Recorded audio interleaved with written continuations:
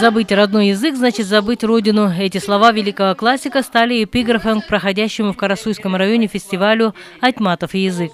На сцене Дома культуры победители первого этапа на уровне аильных округов.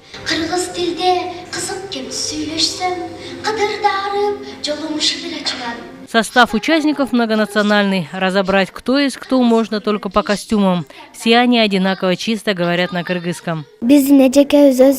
Мы с друзьями в основном разговариваем на кыргызском. Я считаю, что все должны знать государственный язык, ведь Кыргызстан – наша родина.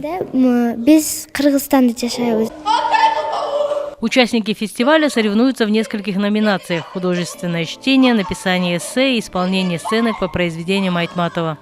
Девятикласснику Аргену Исраилову досталась роль Джоломана из «Легенды о Манкурте».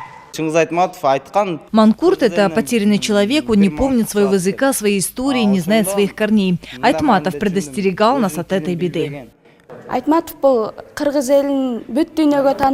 Я с большим интересом готовилась к фестивалю, прочитала много произведений Айтматова. Он сумел посредством своего слова познакомить мир с кыргызским народом, прославил кыргызских женщин Толгонай, Асель, Джемилё.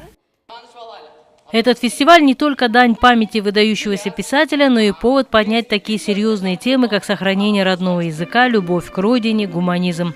У народа должна быть идеология, и она живет в произведениях Айтматова, говорят организаторы.